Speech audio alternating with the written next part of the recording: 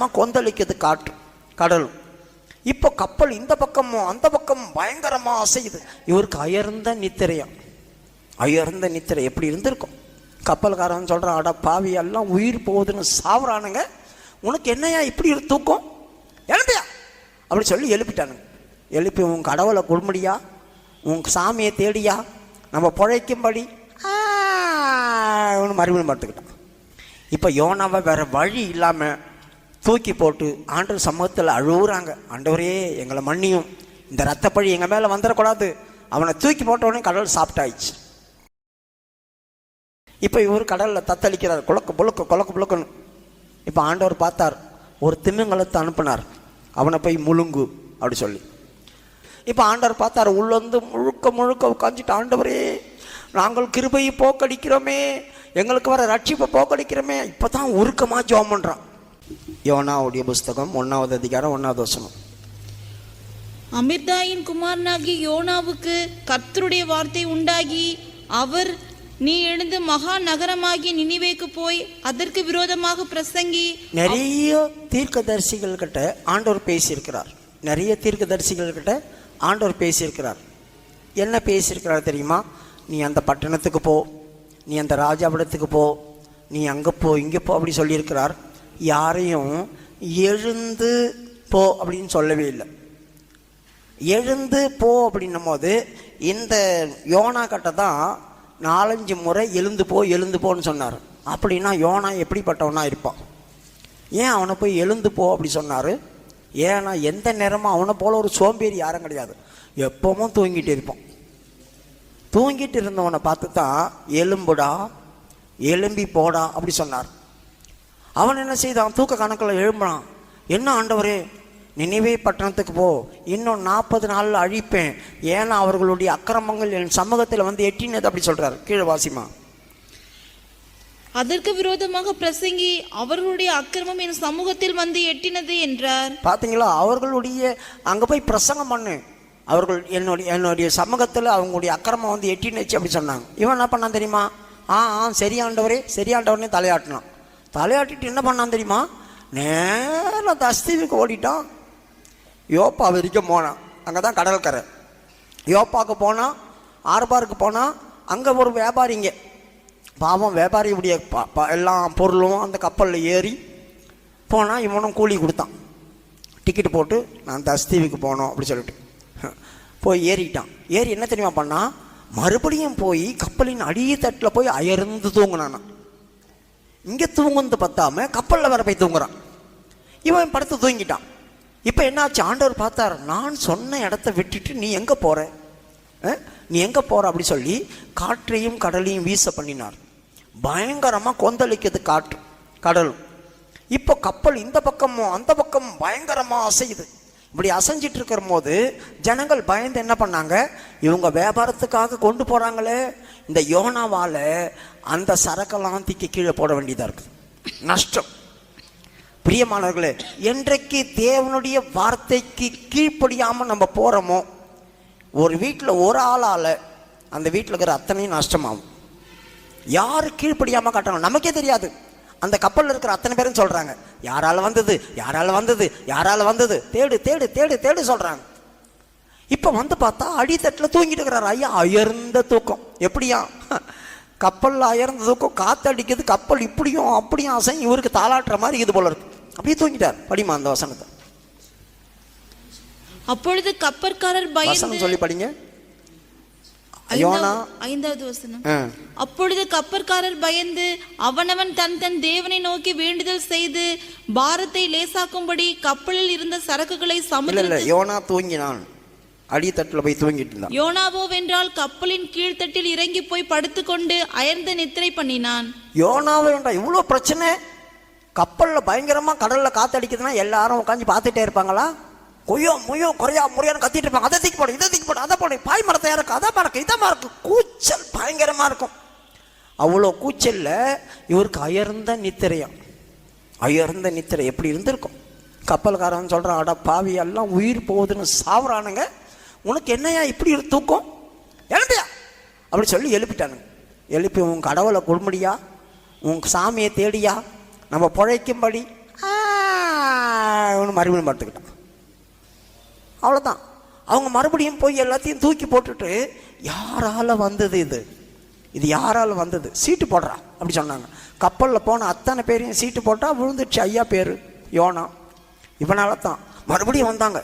யாரா நீ, எந்த ஊர்ரா, என்ன ஜாதிடா, என்ன வேலைடா பண்ணுற, எங்கடா போகிற, எங்கே போகிற அப்படி சொல்லி கேட்டாங்க. எங்கேருந்து வர, எங்கே போகிற அப்படி கேட்டாங்க. அப்போ தான் சொல்கிறான், நான் ஒரு எபிரேயன், நான் சமுத்திரத்தையும் பூமியும் உண்டாக்கின கர்த்தரை ஆராதிக்கிறேன். எப்படி சொல்கிறான், சமுத்திரமே கொந்தளிச்சிட்டு இருக்குது. அவன் சொல்கிறான், சமுத்திரத்தையும் பூமியும் உண்டாக்கின கர்த்தரை ஆராதிக்கிற ஒருவன், நான் கர்த்தருடைய சமூகத்தை விட்டு விலகி ஓடுறேன். எல்லாருடைய இருதயத்திலும் நெஞ்சில் இடி விழுந்த மாதிரி இருக்கான். அட்ட பாவி, இவனால தான் நான் இவ்வளோ நஷ்டம். சரி, இப்போ நாங்கள் என்னையா பண்ணுறது, இப்போ நாங்கள் என்ன பண்ணுறது அப்படி சொல்லி கேட்குறேன். இப்போ என்ன பண்ணணும், என்னை தாங்க நீங்கள் கடலில் தூக்கி போடணும், என்னை நீங்கள் கடலில் போட்டிங்கன்னா கடல் அமர்ந்துடும் அப்படி சொல்கிறான். எப்படி இவன் கடவுளை ஆராதிக்கிறவன், ஒரு ஆசாரியன், ஒரு தீர்க்கதரிசின்னு வேற சொல்லிட்டான். இப்போ இவனை தூக்கி போட்டோம்னா நம்மளெல்லாம் செத்துருவோம், பயமா இருக்கு, கடவுள் நம்மளை தண்டிச்சிருவார்னு அந்த பயம் வேற அவங்களுக்கு. அதனால என்ன பண்றது, சரி தண்டு வலிக்கிறவங்க, அந்த நாட்களில் மோட்டர் கிடையாதுல்ல, தண்டு வலிக்கிறவங்க தான் இருந்தாங்க. தண்டு வலிக்கிற வேக வேகமாக தண்டு வலிங்கடா, எப்படியாவது அந்த கரை, எந்த கரையாவது ஒரு கரையை போவோம், தஸ்தீவுக்கு தான் போகணும்னு அவசியம் இல்லை, எந்த கரையாவது ஒரு கரையை போய் சேருவோம், சீக்கிரம் வலிங்க. அவங்க வலிக்க வலிக்க இன்னும் மும்முரமாக தான் ஆச்சு, காற்று வலிக்க முடியல. இப்போ நாங்கள் என்ன பண்ணணும், தூக்கி போடு கீழே அப்படி சொல்கிறேன். இப்போ யோனாவை வேற வழி இல்லாமல் தூக்கி போட்டு ஆண்டவர் சமூகத்தில் அழுகுறாங்க. ஆண்டவரே எங்களை மன்னியும், இந்த ரத்தப்பழி எங்கள் மேலே வந்துடக்கூடாது. அவனை தூக்கி போட்டவுடனே கடல் சாப்பிட்டாயிடுச்சு. அவ்வளோதான், கடல் அமைதி ஆயிடுச்சு. இப்போ இவர் கடலில் தத்தளிக்கிறார், குழக்கு புழுக்குன்னு. இப்போ ஆண்டவர் பார்த்தார், ஒரு திமிங்கலத்தை அனுப்பினார், அவனை போய் முழுங்கு அப்படி சொல்லி. உன் கையில் ஒரு வேலையை கொடுத்த ஆண்டவர் உன்னை கொண்டு தான் செய்யணும், அதை உன்னை கொண்டு தான் செய்ய வைப்பார், உன்னை விட்டுட்டு வேற ஒரு ஆளுக்கிட்ட கொடுக்க மாட்டார். சில வேலைகளை நம்மளை கொண்டு தான், நம்ம முரட்டாட்டம் பண்ணி செய்ய முடியாது போயான்னா தான் நம்ம அந்த வேலை யாரை விட்டு செய்ய முடியும் அப்படின்னா வேற செய்ய விட்டுருவார். ஆனால் ஒரு சில வேலைகளை ஒரு ஆளுக்கிட்ட கொடுத்தா அந்த ஆளை விட்டு அந்த வேலை அவங்க செய்து முடிக்கிற வரைக்கும் ஆண்டவர் அவங்கள குடும்பியை பிடிச்சி ஆட்டிட்டு கிடப்பார். இப்போ மீன் கட்ட கொடுத்தார், மீன் வந்து லபக்குன்னு முழுங்கி போயிடுச்சு. இப்போ இவர் சொல்கிறார், ஐயோ சமுத்திரத்தின் ஆழத்தில் பாதாளத்தில் கிடக்கிறனே, தண்ணிகள் உருண்டு வருதே, அலை என் மேல் புரண்டு வருதே, காற்றோடு வந்து மோதுதே என்றார். எது உள்ளே போய் உட்காந்துக்கிட்டு, மீனுடைய வயிற்றுக்குள்ளே. மீன் வயிற்றுக்குள்ளே யோனா 3 நாள் எப்படி இருந்திருக்க முடியும், நம்மளுக்கு சந்தேகம் பண்ண தானே. எல்லா மீனை விட திமிங்கலத்தினுடைய அந்த சரீரத்துக்குள்ளே வித்தியாசமான காரியங்கள் இருக்குது. என்னவான்னா, பெரிய திமிங்கலத்தை பிடிச்சி நம்ம அர்த்தம்னா 3 விதமான அறைகள் இருக்கும், 3 ரூமும் இருக்கும். அதுவே ரூம் கட்டி வச்சிருக்குன்னு கேட்காதீங்க, 3 விதமான அறை இருக்குன்னு விஞ்ஞானிங்க தான் சொன்னாங்க. 3 அறை இருக்குமா. ரெண்டாவது, அது தண்ணியை ஃபுல்லாக குடிக்கும். தண்ணியை குடித்து மண்டையில் இருக்கிற ஓட்டை வழியாக அப்படி காற்றோட ஃப்ரெஷ் அடிக்கும் மேலே வந்து, அது வரும்போது வித்தியாசமாக இருக்கும். இப்படி வந்து செய்யும். அப்போது காற்றோடு தான் தண்ணி போகும். அந்த அறைக்குள்ள மனுஷன் உயிரோடு இருக்கலாம், அங்கே காற்று இருக்கும் அப்படி சொல்கிறாங்க. ஏன்னா அது காற்று இழுத்து தான் விடுது. ஒரு முறை இங்கிலாந்து அரசி அவள் கப்பலில் போயிருந்தாலும், ஒரு குட்டியோண்டு நாய், வெள்ளை நாய் வச்சுருந்தாலும், அந்த வெள்ளை கலர் நாய் வச்சு தடவிட்டே இருந்தால் கொயங் கொயங்கன்னு அப்படி கடலில் விழுந்துச்சு. அது கடலில் விழுந்துச்சு, தேடினாங்க, கிடைக்கல, போயிட்டாங்க. 1 வாரம் கழித்து ஒரு பெரிய திமிங்கலத்தை பிடிச்சாங்களாம். அது உள்ள நாய் கோ கவு கவு கவுன்னு குலைச்சிட்டு இருந்துச்சா. நாய் குலைக்கிற சவுண்ட் எப்படி மீனுக்குள்ளே இருந்துச்சுன்னு அதை மீன் அவுத்தாக்கா மண்டைக்கு ஓடி வந்து உள்ளே ஓடுறாரு. அவர் உள்ள பத்திரமா இருந்திருக்காரு. அவர் எடுத்தாங்க. அதுக்கப்புறமா இன்னொரு காரியம், ஒரு மனுஷன் 1.5 நாளாக ஒரு திமிங்கலத்துடைய வயிற்றுக்குள்ளே மூச்சு திணறி அப்படி இருந்திருக்கான். மூச்சு இருக்குது, ஆனால் மயக்க நிலையில் இருந்தானே. அவனை எடுத்து எப்போ வந்தான்னா, நான் இந்த கப்பலில் போகும்போது கப்பல் உடஞ்சிச்சு, நான் குதிச்சேன், மீன் விழுங்கிடுச்சேன் அப்படி சொல்லி. அதுக்குள்ளே போகிறவங்க அவ்வளோ சீக்கிரம் சாக மாட்டாங்க. அதனால தான் வேற மீனை பிடிக்க விடாமல் என்ன செய்தார் ஆண்டவர், திமிங்கலத்துக்கு கட்டளை கொடுத்தார். இவனை முழுங்கின 3 நாள் அதுக்கு சாப்பிட்டு ஜீரணம் ஆகாமல் இருந்திருக்கும். அது வேற அஜீரண அவஸ்தைப்பட்டு இருந்திருக்கும் இவனால். இவன் கப்பலில் இருக்கிறவங்களுக்கெல்லாம் உபத்திரம் பண்ணது இல்லாமல் மீனுக்கும் உபத்திரம் பண்ணிட்டான். 3 நாள் அதுக்கு ஜீரணம் ஆகலை. இப்போ அதுக்கு பாத்ரூமும் போயிருக்காது, ஒன்றும் போயிருக்காது. இவனை உள்ளே வச்சுட்டு நம்மளை பத்திரமா பாதுகாக்கணுமேன்னு சொல்லி பாதுகாத்துட்டு இருந்திருக்கும். இப்போ ஆண்டவர் பார்த்தார், உள்ள வந்து முழுக்க உட்காந்துட்டு, ஆண்டவரே நாங்கள் கிருபையை போக்கடிக்கிறோமே, எங்களுக்கு வர ரட்சிப்பை போக்கடிக்கிறோமே. இப்போ தான் உருக்கமாக ஜெபம் பண்ணுறான். சில பேருக்கு நாம் ஆண்டவர் சொன்ன பேர் கேட்டுட்டு சில விஷயங்களை செய்யும் போது ஆண்டவர் அவங்களுக்கு அனுகூலமாக இருப்பார். ஆனால் முரட்டாட்டம் பண்ணும்போது விழம் பாருங்க, அடி முதுகில், ஐயோ முது விரிஞ்சிடும். அப்போ தான் சொல்லுவாங்க, மன்னிச்சிருங்க, நான் அப்படி ஆகிட்டேன், நான் இப்படி ஆகிட்டேன், எனக்கு உதவி செய்யுங்க அப்படி சொல்லுவாங்க. இப்போ என்ன பண்ணார் ஆண்டவர்? சரி மீன்கிட்ட சொன்னார், போய் அவனை வெளியே விழுங்கு அப்படி சொன்னார். அது என்ன பண்ணுச்சு, இவனை கரையில் கக்கிட்டு பெருமூச்சு விட்டு போயிருக்கும், ஓய்ஞ்சாண்டா அப்படி சொல்லிட்டு. இவர் எழும்பினார். மீன் எப்போ கக்கியிருக்கும்? காலையில். 3 நாள் பிரயாணம் நினிவே பட்டணம், 3 நாள் சுத்து பிரயாணம். ஒரு மனுஷன், அவ்வளோ பெரிய பட்டணமாகுது. இப்போ இவர் எழும்பினார். காலையில் என்ன நடந்திருக்கும்? கடற்கரை ஓரத்தில் எல்லாரும் மீன் பிடிக்க வந்திருப்பாங்க. காலையில் தானே மீன் பிடிக்கணுங்க போகிறாங்க. திடீர்னு ஒரு திமிங்கலம் லடாக்குன்னு கக்கிட்டு போகுது. ஒருத்தர் ஊறாரு வெளியே எழுந்து அப்படி எல்லாம் பார்த்துருப்பாங்க. மீன் கக்கிட்டு போகுது. யார் அவன்? மீன் வயிற்றுக்குள்ளேருந்து வந்தான். மீன் வயிற்றுக்குள்ளேருந்து வந்தான். டடக் படக்குன்னு போனார். போய், நினிவே பட்டணத்து ஜனங்களே, இன்னும் 40 நாளிலே இந்த தேசம் அழிஞ்சு நிர்மூலமாக்கப்படும், ஒருத்தனும் பிழைக்க மாட்டீங்கன்னு சொல்லிட்டான். பார்த்தா எந்த ஊர்லேருந்து வந்தாங்க, யார் புதுசாக இருக்கிறான், யார் இவன்கிட்ட மீன் பிடிச்சிட்டு வந்தாங்க பார்த்தீங்களா, அவங்களாம் சொல்லியிருப்பாங்க. மீன் வயிற்றுலேருந்து வந்தான், மீன் வயிற்றுல வந்தான். பார்த்தா மீன் வயிற்றுலேருந்து வந்தான், காலையில் வந்தவன் தான் இவன். ஊர் முழுதும் புரளி கிளம்புது. ஏன் அந்த ஜனங்கள் இப்போது இயேசு வரார் உலகம் முழுதும் சொல்கிறாங்க, தீர்க்க தரிசனம் வருது. நம்ம கூட என்ன பண்ணுறோம், ஆண்டவர் இப்போ ஏன் வர போகிறீங்க அர்ஜென்ட்டாக, இன்னும் கொஞ்ச நாள் கழிச்சு வாங்கலாம் ப்ளீஸ் அப்படி சொல்லுவோம் இருதயத்தில். ஆண்டவர் எங்கே இப்போ வரப்போகிறாரு, அப்படி தான் தீர்க்க தரிசனம்லாம் வரும். ஆனால் ஆண்டவர் இப்போ வரமாட்டார். இன்னும் இருக்குது. நான் இன்னும் எதுவுமே அனுபவிக்கல, இதுக்குள்ளே இதுக்கு ஆண்டவர் வரப்போகிறார். பயமே இல்லாத போயிடுச்சு பார்த்தீங்களா? கிறிஸ்தவங்களுக்கே ஆண்டவர் வராருன்னா பயம் இல்லை. முதல்ல இதோ நான் அதிசீக்கிரமாக வருகிறேன்னா பக்குன்னு ஆண்டவர் வந்துடுவியா, நான் என்னை சரிப்படுத்தலையே, இன்னும் சரிப்படுத்தலையேன்னு பயம் வருது. இப்போ என்னத்தான் ஆண்டவர் வாங்க என்னப்பா அர்ஜென்ட் வாங்க, காரில் வரீங்களா, பஸ்ஸில் வரீங்களா, ராக்கெட்டில் வரீங்களா கேட்குற மாதிரி தான் கேட்குறோம். அவ்வளவு இதுவாகி போச்சு. அப்போது இந்த உலகத்தாரே நம்ப மாட்டுறாங்க, ஆண்டவருடைய பிள்ளைங்களே நம்ப மாட்டுறாங்களே. நினிவே பட்டணத்தார் துர்மார்க்கர். ஆண்டவரை சொல்கிறார், அவங்க அக்கிரமம் என் சமூகத்தில் எட்டிடுச்சு அப்படி சொல்கிறாரு. இந்த துர்மார்க்கர் 40 நாளில் உலகம் அழிஞ்சிருன்னா அலறிட்டானுங்க. ஏன் அலறினானுங்க தெரியுமா? நினிவே பட்டணத்தினுடைய தெய்வம் என்ன தெரியுமா? திமிங்கலம். அவங்களுக்கு பெரிய தெய்வம் இருந்துச்சான், அது திமிங்கலம் தானே. அதனால் சாமி கக்கிட்டு போச்சு. யார் இவன்? சாமி வயிற்றுக்குள்ளேருந்து வெளியே வந்தவன் அப்படி தான் சொன்னானுங்க. அதனால் எல்லாரும் அவனை நம்பினாங்க. பயங்கரமான ஜனங்கள் உபவாசம் பண்ணினாங்க. யோனாவுடைய புஸ்தகம் 3:6 படிங்க. இந்த செய்தி நினிவேயின் ராஜாவுக்கு எட்டின போது, இல்ல அதுக்கு மேல படிங்க. ஜனங்கள் உபவாசித்தாங்க. 5 வசனம். அப்பொழுது நினிவேயில் உள்ள ஜனங்கள் தேவனை விசுவாசித்து உபவாசம் செய்யும்படி கூறினார்கள். அவங்க எப்படி தெய்வத்தை விசுவாசிப்பாங்க? அவங்க புறஜாதியாச்சே. தெய்வம் அவங்களுக்கு தெரியாது. கர்த்தர் அவங்களுக்கு தெரியுமா? தெரியாது. தெய்வத்தை விசுவாசித்தாங்கன்னா எந்த தெய்வத்தை விசுவாசித்தாங்க? அவங்களுக்குள்ள தெய்வத்தின் வாயிலிருந்து வெளியே வந்தான். அவங்க சாமி கும்பிட்றாங்களா, அந்த தெய்வத்தினுடைய வாயிலிருந்து வெளியே வந்தான். அதனால் அவங்க ஆண்டவர் கக்கிட்டு போயிட்டு. சில குப்பத்து ஆட்கள்லாம் மீனை கடவுளாக வச்சுருப்பாங்க தெரியுமா? இந்து ஜனங்கள்லேயே மீன் கடவுளாக இருக்குது, ஆமை கடவுளாக இருக்குது, குதிரை கடவுளாக இருக்குது, பல கடவுள்கள் இருக்கிறாங்க. அந்த மாதிரி யாராவது ஒருத்தர் செய்திருந்தா என்ன ஆயிருக்கும் யோசித்து பாருங்கள். இவர்கள்லாம் அந்த உண்மையாக இருக்கும் விசுவாசித்தாங்க. விசுவாசித்து எல்லாரும் உபவாசம் பண்ணினாங்களாம். 5வது வசனத்தை மறுபடியும் படிங்க. அப்பொழுது நினிவேயில் உள்ள ஜனங்கள் தேவனை விசுவாசித்து உபவாசம் செய்யும்படி கூறினார்கள்.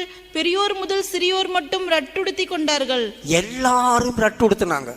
உயிர் போகுது. இந்த நேரத்தில் சாப்பிடணும், அது வேணும், இது வேணும் கேட்க முடியுமா? பெரியோர் முதல் சிறியோர் வரைக்கும் எல்லாரும் ரட்டுடுத்திட்டாங்க. துக்கம் கொண்டாடுறாங்க. பயங்கரமான வேதனை இருக்குது. பயம் வந்துச்சு அவங்களுக்கு. இது கொஞ்சம் கொஞ்சமாக அமளி சவுண்டு வெளியே போகுது. பொருளி பேசிக்கிட்டே இருக்காங்க. அழிய போதாமே, செத்துட்டு போகிறோமே. கொஞ்சம் வருஷத்துக்கு முன்னால் அப்பல்லோ 16 பூமியில் உழப்போகுதுன்னு சொல்லிட்டான். எவனோ அனுப்பினான் வேலை. அப்பல்லோ 16 பூமியில் உழப்போகுதுன்னா அவன் நைட்டும் பகலும் தூக்கம் இல்லாமல் அலைஞ்சிருந்தாங்க இந்தியாவில். தெரியுமா உங்களுக்கு?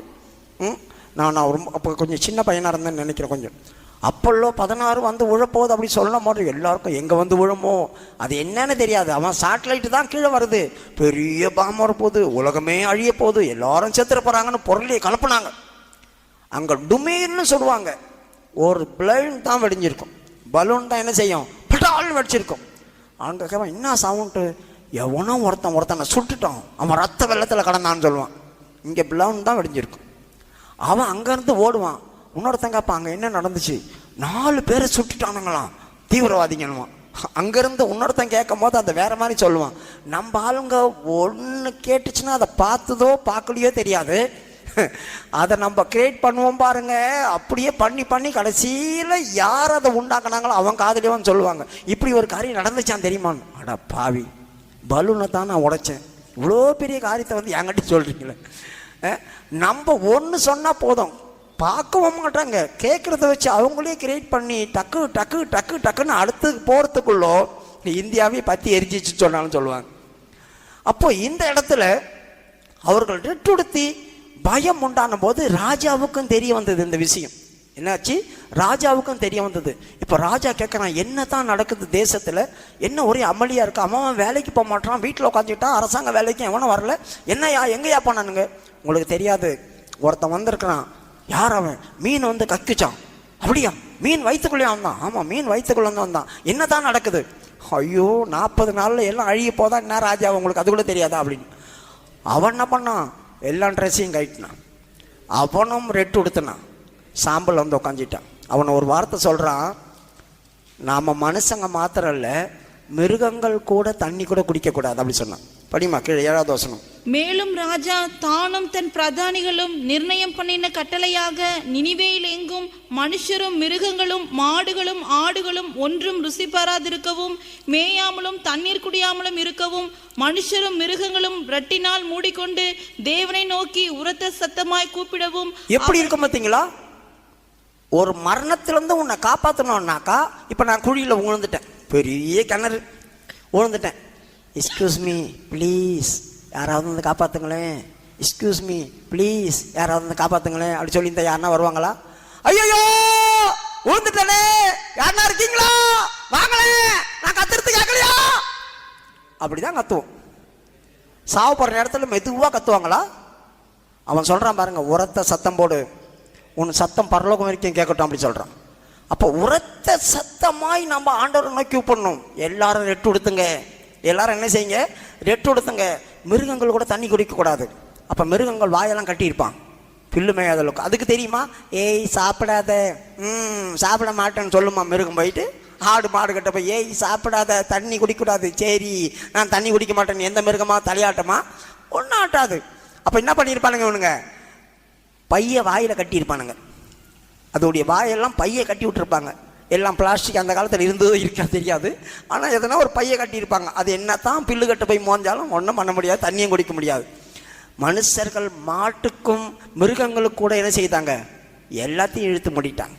3 நாள் ஆண்டவருடைய இருதயத்தை பரட்டு பண்ணிட்டாங்க. அவன் ராஜா சொல்கிறான், டேய் உங்கள் கையின் கிரிகையெல்லாம் விட்டு ஒழிங்கப்பா, யாருக்கு தெரியும், ஒருவேளை கர்த்தர் இறங்கினால். 9வது வசனம்.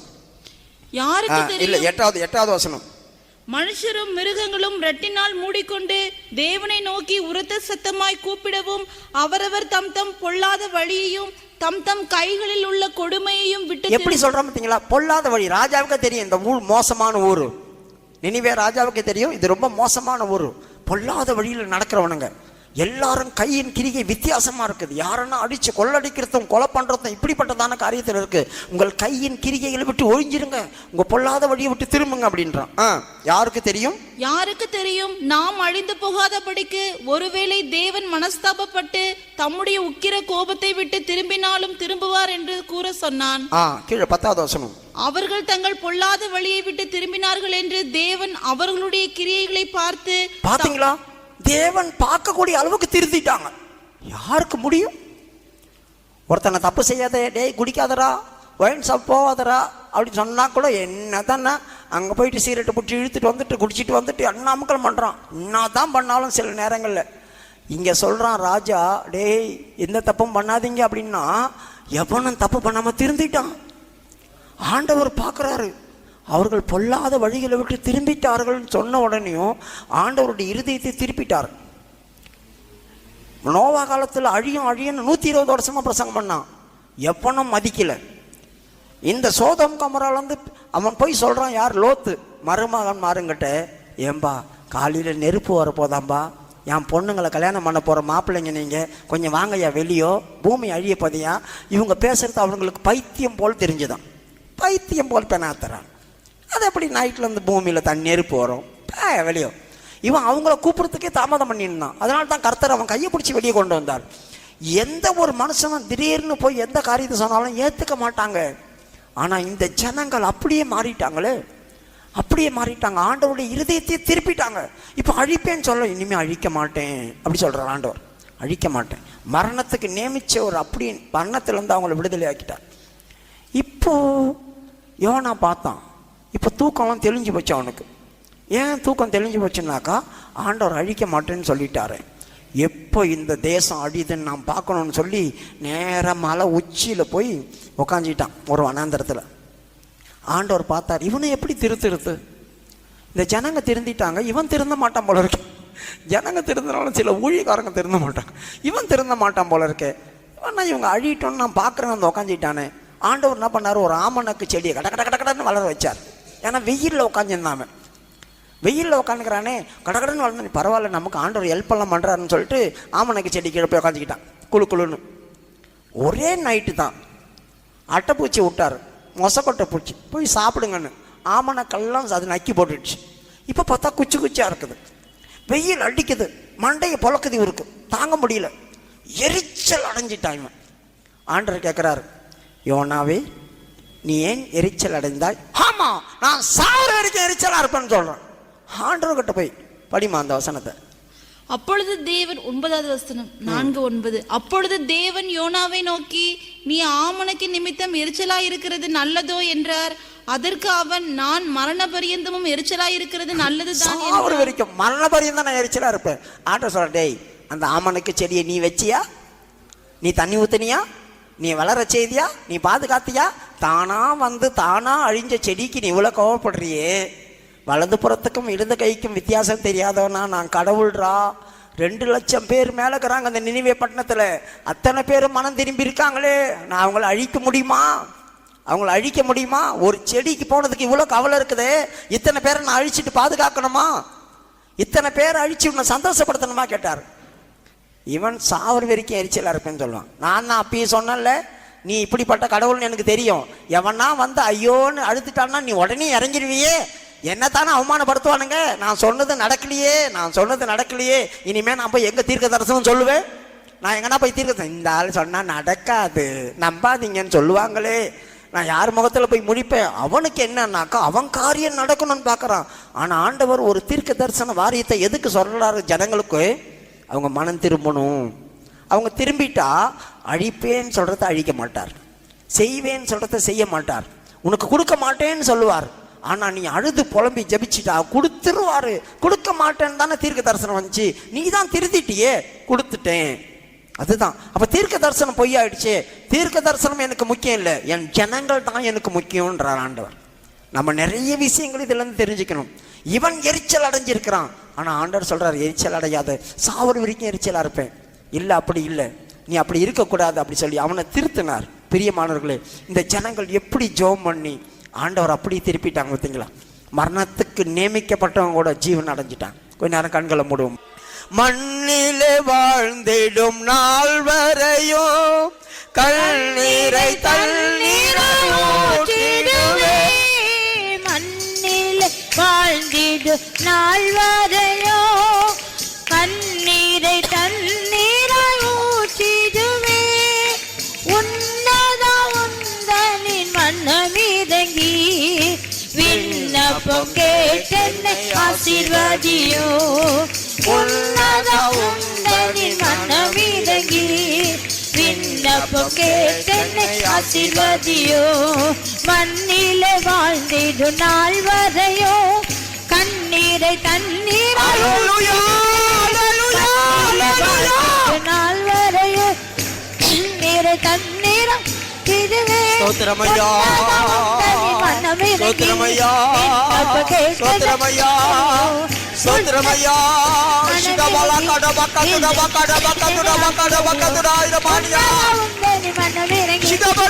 நீங்கள் நன்றாக விளங்கிக் கொள்ளுங்கள், எவ்வளவுதான் ஆண்டவர் நம்மை வெறுத்து விட்டுட்டாலும், நம்முடைய ஜபத்துக்கு பதில் இல்லாமல் போனாலும், கர்த்தருடைய பாதத்தில் விழுந்து, ஆண்டவரே நீ இரக்கமும் மன உருக்கமும் உள்ள தேவன் தானேன்னு ஒரு வார்த்தை சொல்லிப்பார். கர்த்தர் அப்படியே உனக்காக இறங்கி விடுவார். ஆண்டவரே நாங்கள் சாகணுமா என்று கேட்டுப்பார். இல்லை இல்லை நீ ஜீவிக்க வேண்டும் என்று ஆண்டவர் சொல்லுவார். உன் காரியங்களை வாய்க்கப்படுகிறவர் கர்த்தர். உன் ஆசீர்வாதத்தை கூட்டி தருகிறவர் கர்த்தர். ஆமென் ஆமென் ஆமென் ஆமென் ஆமென் ஆமென் ஆமென் ஆமென். உன் ஜபங்கள் இந்த நாட்களில் மேன்மை உள்ளதாய் மாறட்டும். உன் உபவாசம் கர்த்தருக்கு உகந்ததாய் மாறட்டும். நீ எதை கேட்கிறாய் அதை கர்த்தர் நிச்சயமாய் தருவார். ஆமென் ஆமென் ஆமென் ஆமென் ஆமென் ஆமென் ஆமென் ஆமென் ஆமென்.